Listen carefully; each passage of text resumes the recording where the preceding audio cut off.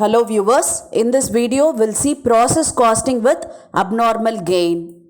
Before we go into the problem, we'll see the meaning of this abnormal gain.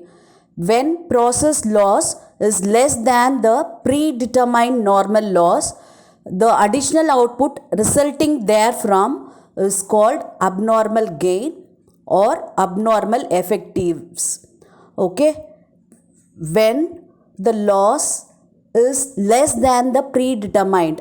Normally in a process account, they will estimate a few percentage as normal loss. If the normal loss is below than the expected one, it is treated as the abnormal gain. Okay, and the formula to calculate this abnormal gain is expenditure of the process minus scrap value of normal loss divided by input minus normal loss unit into abnormal gain units.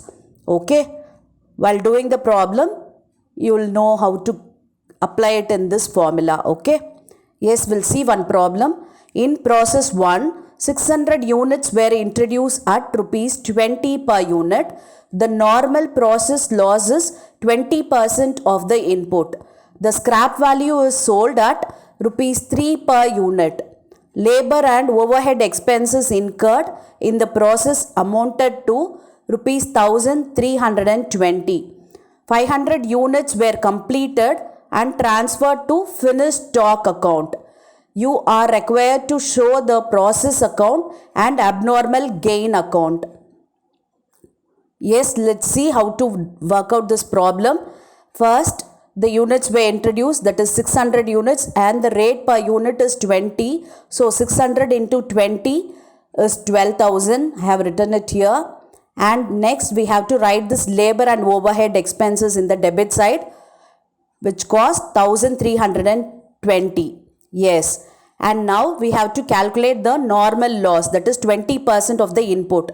And this is the input here. Okay. So in this 600 we have to calculate this 20%.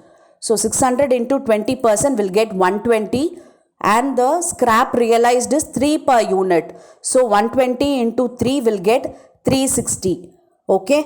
And okay, see now 500 units were completed and transferred to finished stock account. So in the credit side we have to write 500 units. Okay. Yes, 500. I have written it here. And see, in the credit side the number of units is 620. But in the debit side we have only 600 units. So the balance 20 is the abnormal gain. Okay. And now we have to calculate the value of this abnormal gain. And the formula is expenditure of the process minus scrap value of normal loss divided by input minus normal loss units into abnormal gain units. Okay. And here the abnormal gain units is 20. Okay. And expenditure of the process is, we have to add this to 12,000 plus 1320 will get 13,320. And the amount of normal loss, that is the scrap value of normal loss is 360. I have written it here. And input is 600 written here. And normal loss units is 120. Okay, if we substitute in the formula, we'll get 540. This is the abnormal gain value. Okay, yes. And the rate per unit is 27 rupees. This is nothing but 540 divided by 20 will get 27. And here we have to calculate the balancing figure of the stock, and that is 13,500, that to 27 per unit. Okay. And now we'll prepare the abnormal gain account. Okay. Yes, see, in the abnormal gain account, credit side I'll write process 1 account, the same abnormal gain value, that is 20 and 540. I have written it here. And in the debit side we have to write normal loss. Okay. And since this normal loss is adjusted towards this gain, we have to write it in the debit side. Normal loss is, the scrap value is 3 per unit. So 20 into 3 will get 60.